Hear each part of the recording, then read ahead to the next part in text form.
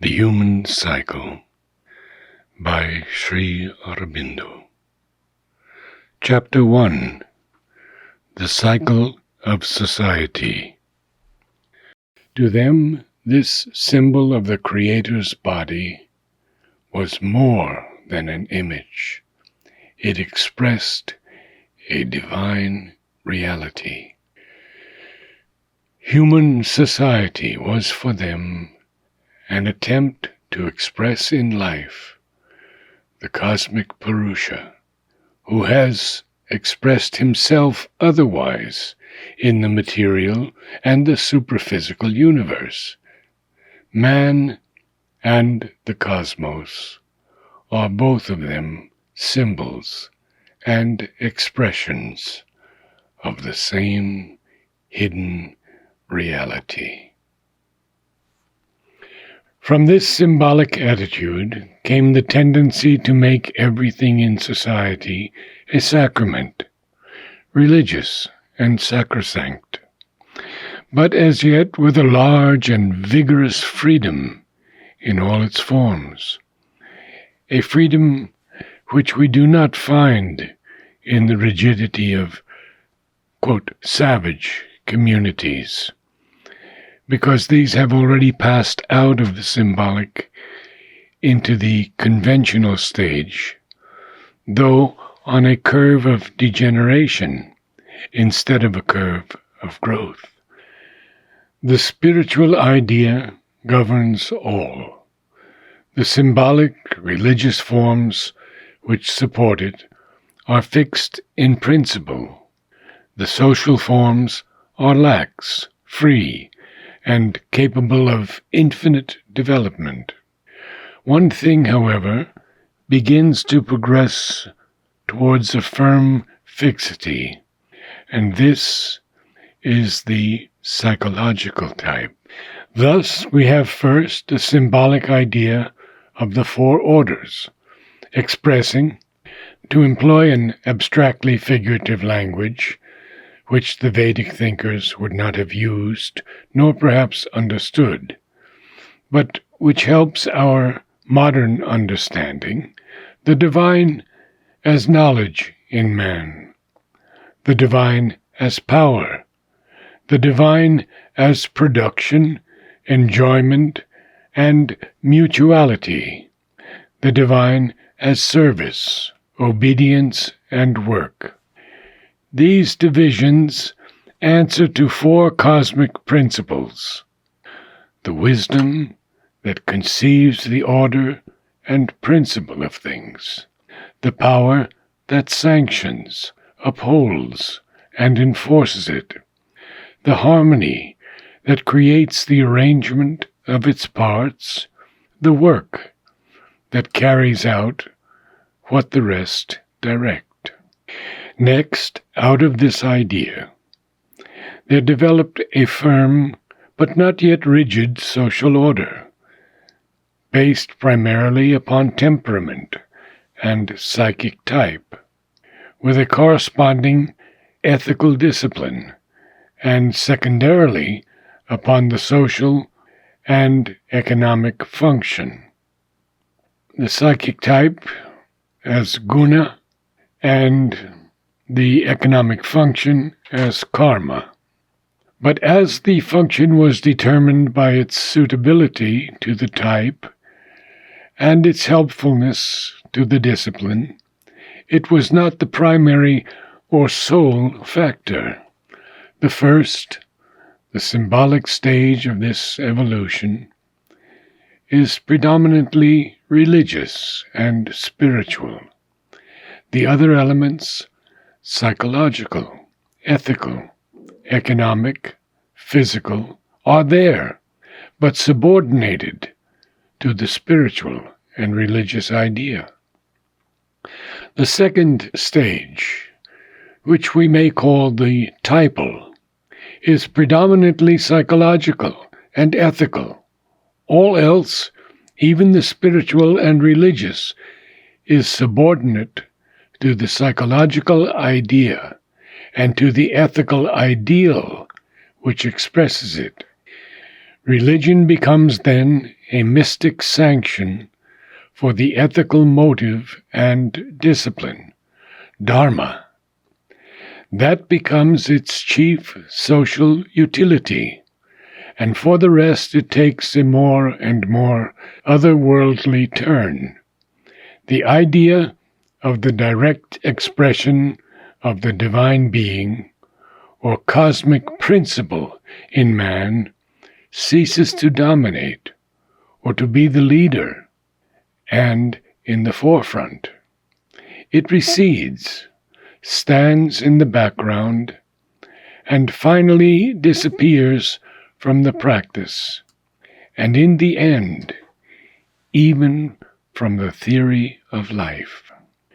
This typal stage creates the great social ideals, which remain impressed upon the human mind, even when the stage itself is past.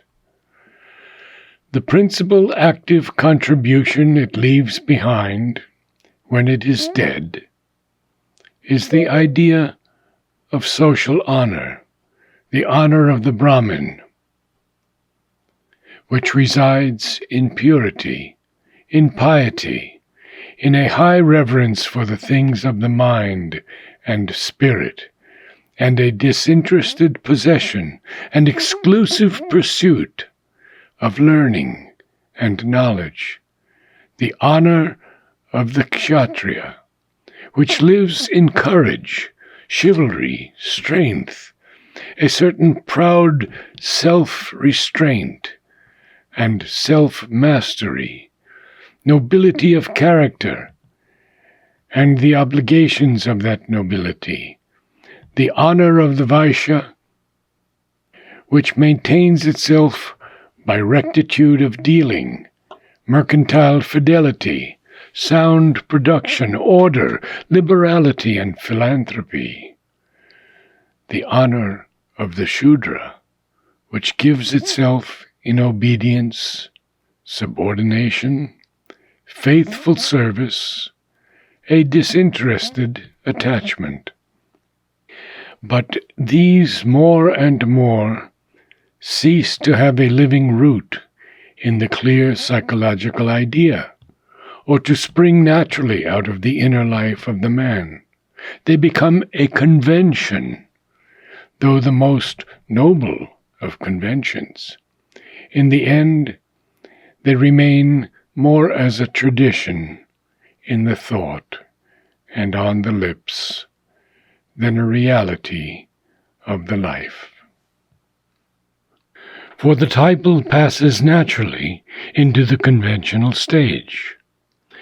The conventional stage of human society is born when the external supports, the outward expressions of the spirit or the ideal, become more important than the ideal, the body, or even the clothes, more important than the person.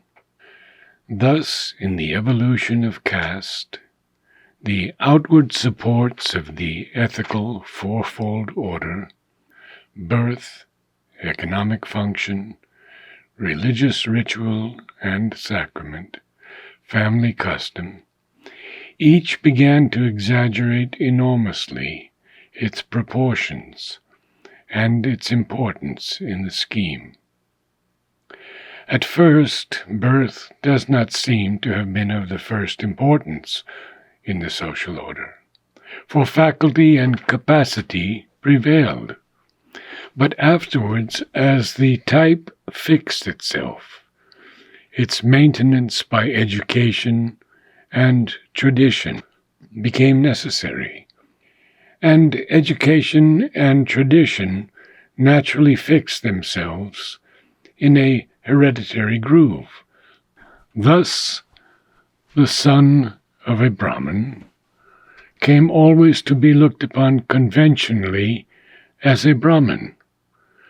Birth and profession were together the double bond of the hereditary convention at the time when it was most firm and faithful to its own character.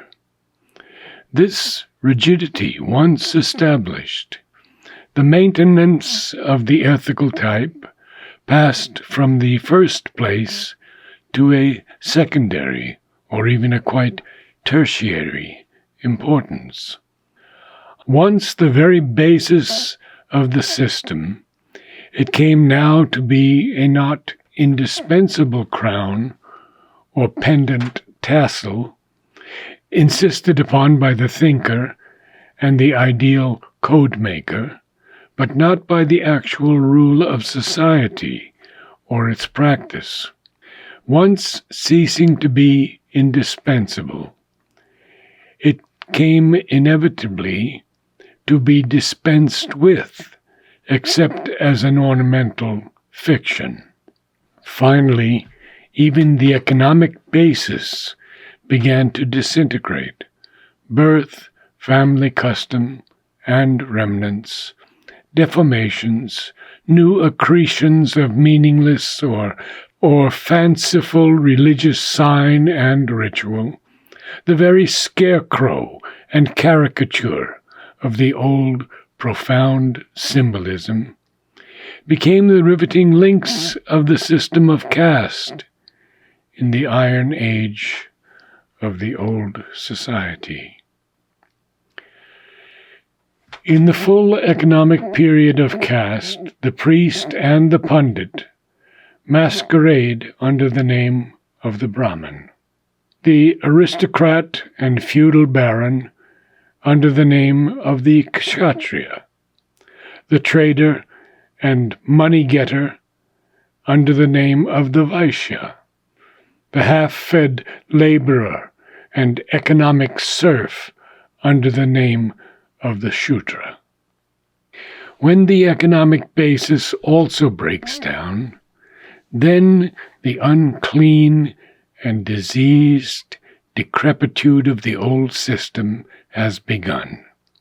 It has become a name, a shell, a sham, and must either be dissolved in the crucible of an individualist period of society, or else fatally affect with weakness and falsehood the system of life that clings to it. That invisible fact is the last and present state of the caste system in India.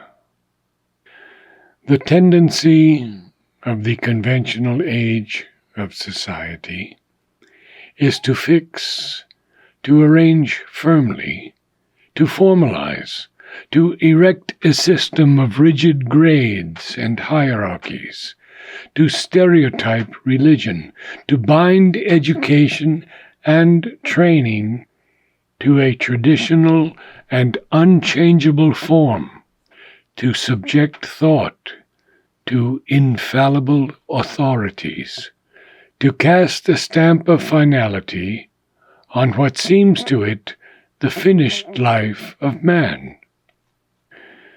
The conventional period of society has its golden age, when the spirit and thought that inspired its forms are confined but yet living, not yet altogether walled in, not yet stifled to death and petrified by the growing hardness of the structure in which they are cased. That golden age is often very beautiful and attractive to the distant view of posterity by its precise order, symmetry, fine social architecture, the admirable subordination of its parts to a general and noble plan. Thus, at one time, the modern litterateur, artist, or thinker looked back often with admiration and with something like longing to the medieval age of Europe. He forgot, in its distant appearance of poetry, nobility, spirituality, the much folly, ignorance, iniquity, cruelty, and oppression of those harsh ages, the suffering and revolt that simmered below these fine surfaces, the misery and squalor that was hidden behind that splendid facade.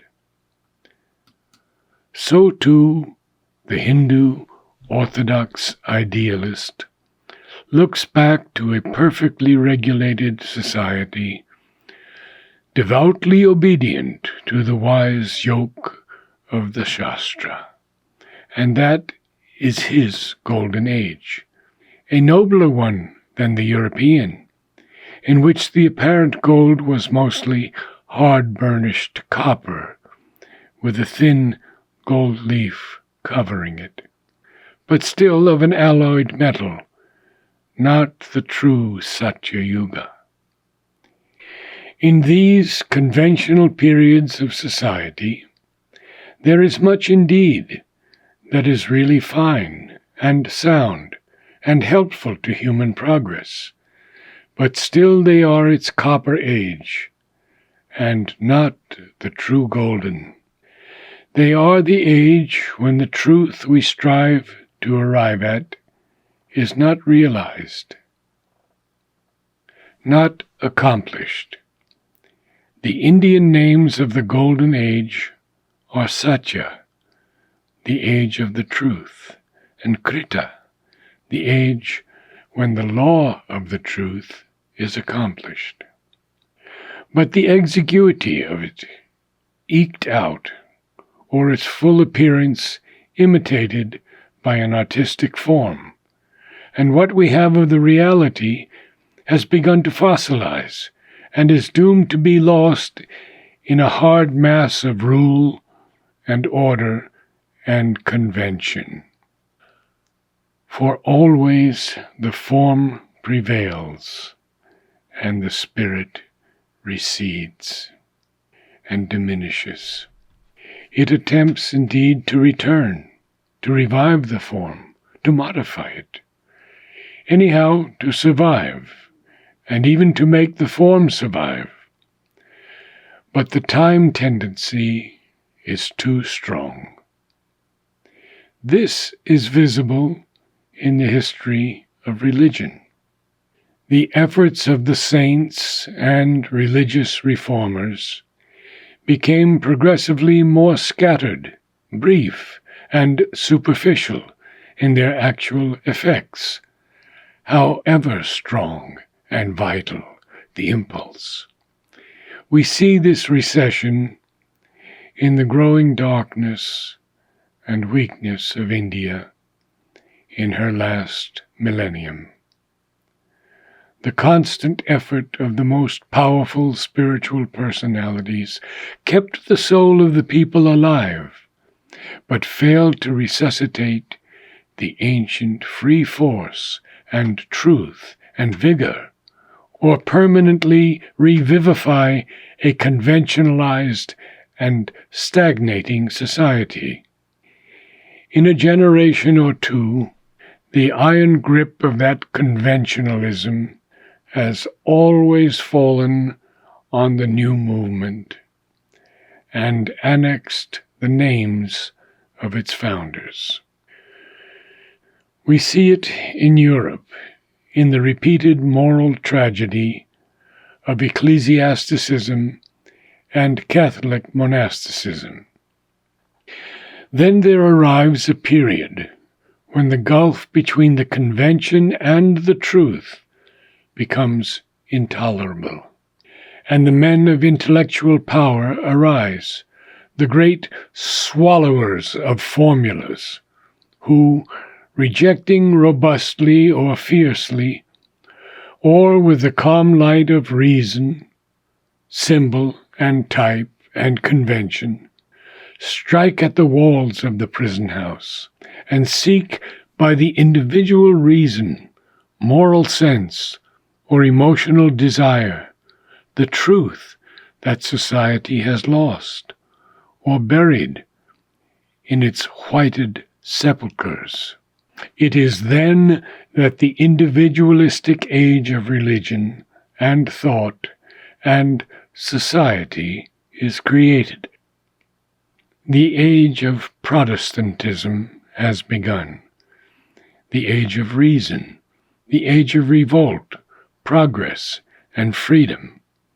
A partial and external freedom, still betrayed by the conventional age that preceded it into the idea that the truth can be found in outsides, dreaming vainly that perfection can be determined by machinery, but still a necessary passage to the subjective period of humanity, through which man has to circle back towards the recovery of his deeper self, and a new upward line, or a new revolving cycle of civilization.